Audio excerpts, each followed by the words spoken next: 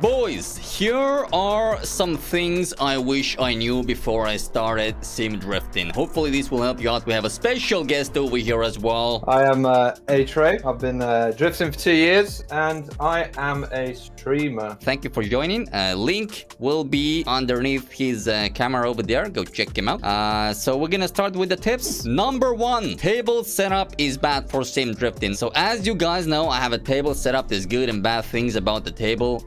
First of all, if you buy like a shifter or a handbrake, you also most likely need a table mount. So if you plan on putting your setup on the table, it may cost you a little bit more. Why table setup is bad is because you gotta full on lock your arm to like pull most handbrakes. The Trustmaster one, which I'm using currently, is an exception. Outwards and downwards. That's why I like it. That's why I keep the Trustmaster one. Handbrake is a handbrake, except the position is very important. This one is very close to the wheel. If you have a sim rig, you're not gonna have this problem. Everything is gonna be nice and close to you. There's just downside if you want your setup to be on the table. That's all. I wish I knew that before. Number 2, drifting etiquette. For me, mostly involves respecting others and others around you. You need to make sure you got back to pits buttons binded and do not ram anyone. So if you're in a situation where you're about to hit someone that is leading a train or in a massive train, go back to pits. Don't mess it up for others, and that could result in a ban, and you don't want to be banned. Number 3, you can buy different brand products. Not everything has to be from the same brand. So we have a Moza steering wheel over here, okay? I have a Trustmaster handbrake and a Trustmaster shifter. Now, I could also have eBay handbrake over here, which would be like 3 times cheaper than this handbrake setup. So I can have Moza racing wheel, I could have eBay cheap handbrake, and I could have, like, for example, a Logitech shifter. So personally, I do have a Moza R5 with a aftermarket NRG rim, and it's just amazing for drifting. So if you do have a Thrustmaster base also,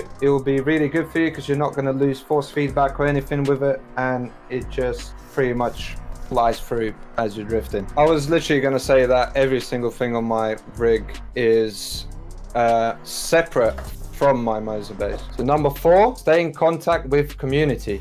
So a lot of people have questions with tuning the cars, any sort of settings that they need in a setup. The most of the information you can get is actually being in the community, watching content creators, for example, Twitch streamers, which most of them are very experienced drivers and drifters. So just don't be afraid to ask questions if you are stuck with any sort of settings. There's many ways to do it. So you can obviously talk to the content creator in Twitch, for example, or the best way I'd say is Aceto has an in-game chat. So maybe tag someone who's running the same car as you are. Ask them if they are willing to share their setup, which most likely they will, because the Aceto community is quite friendly. So everyone is ready to help you in any sort of situation. Number 5, avoid the gear engine wheels. Okay, dude, listen to me. I had the G29, which has the gear engine. Gear engine is clunky, it's shaky.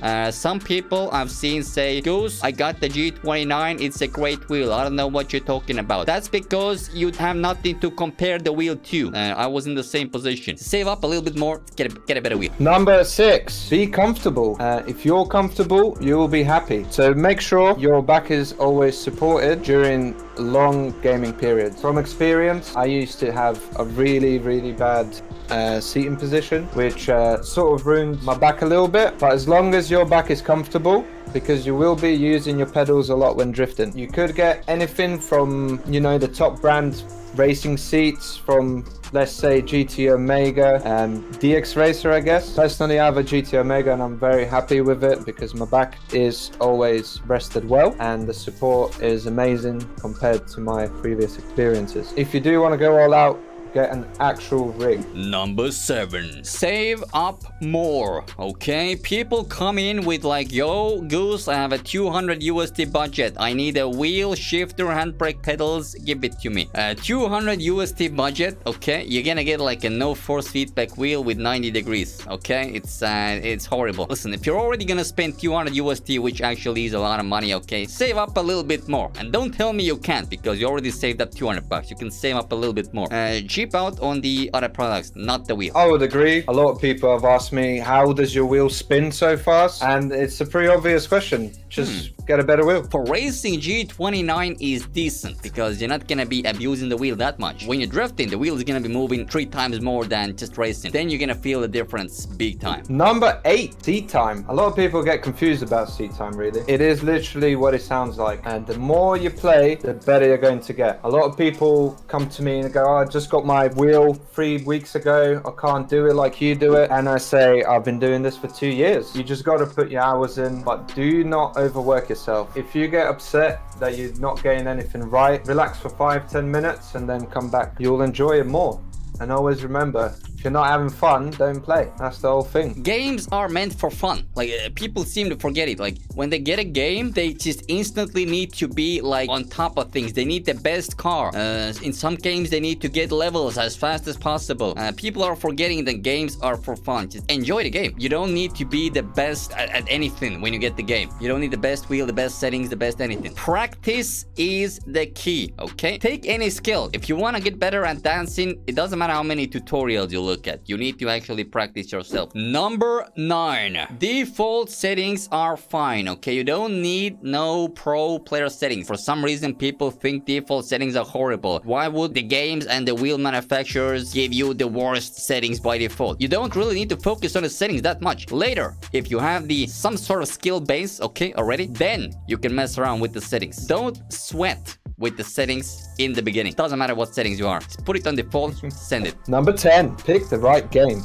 There are so many driving games, from Need for Speed to CarX, Assetto, iRacing, everything. When it comes to sim drifting and you have a wheel, Assetto Corsa is just amazing for sim wheels. Assetto Corsa is just packed with mods. Keep in mind, if you're on console, do not get Assetto Corsa because it is vanilla more than vanilla is to vanilla. But if you're really into actually experiencing cars and maybe sometime in the future moving on to real life drifting, games like Assetto Corsa obviously is probably the #1 drifting game at the moment. If you're into racing, iRacing, Assetto Corsa, Competizione. But overall, even if you do have a controller, Assetto has amazing controller support now with the script, but Assetto Corsa overall is so far the best sim drifting racing game there is at the moment. Number 11. If you want to get good at sim drifting, all you have to do is subscribe to the Ghost. That's all in it. And hopefully you guys enjoyed this video. Make sure you guys check out hRay as well. And as always, stay sideways.